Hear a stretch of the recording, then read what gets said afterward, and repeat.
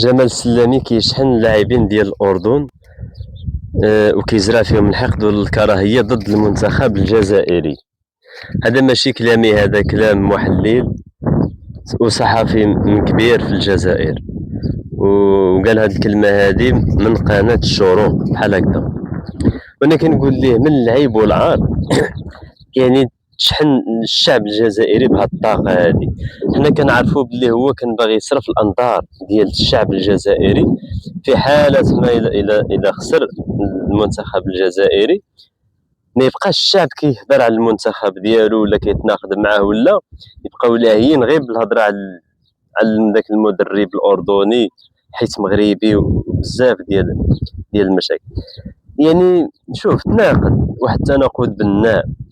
ومن الأحسن شتي إلا بغيتي تربح ولا بغيتي تطلع خصك تكون موضوعي، خاصك تكون واقعي. تهزم ترضى بالهزيمة، فز اربح بالفوز. وحنا دائما ما كنتمناو غير الفوز لأشقائنا الجزائريين. شوف انت راك الدولة الجزائرية راها جارة الدولة المغربية، وحنا أشقاء، يعني في الجغرافيا، في العروبة، في الدين، في اللغة أمازيغية العربية، علاش ما بغيت. ومازال يجي نهار ونحتاجو بعضياتنا. يعني من الأحسن هاد العدائية اللي ما كنعرفوش شكون هو اللي جاي في الخلفية ديالها ومنين مدفوعة، خليونا منها الله يرحم والدين. أنا كنهضر بصفتي كمواطن عادي، أنا ما إعلامي، ما مؤثر، ما مسؤول، ما عندي حتى شي دور في الدولة.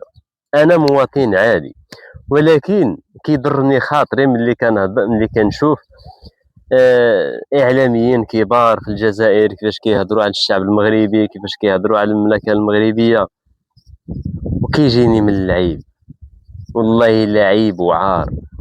واللي كيضرني في قلبي اكثر من الهضره ديال دوك الاعلاميين هي فاش كنلقى الاشقاء كيصدقوهم.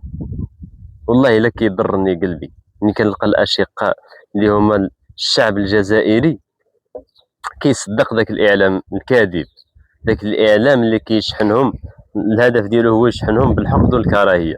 كيضرني خاطري. انا ما كنهضرش على الشعب الجزائري كامل، ولكن كاين بعض الفئه اللي تاثرات. هذوك الناس اللي ما عندهم ما يداروا مقابلين المواقع ديال التواصل الاجتماعي هما اللي تاثروا. وانا اكثر حاجه كتضرني هي هذه. راه الا كنا كنعيشوا في 2026 وكانت عندنا غير 1 مليون ديال الاشخاص في الجزائر متاثرين بهذا الاعلام الكاذب، هذا الاعلام الغاشم، ربما من هنا ل 2030 غادي يكونوا في الجزائر النص ديالهم ولا اكثر اللي حاقدين على المغرب بدون سبب، بلا سبب، بالرغم من المغرب ما كيأديهم حتى في شي حاجه. وبالعكس راه العاهل المغربي راه دائما كيمد لهم يد العون.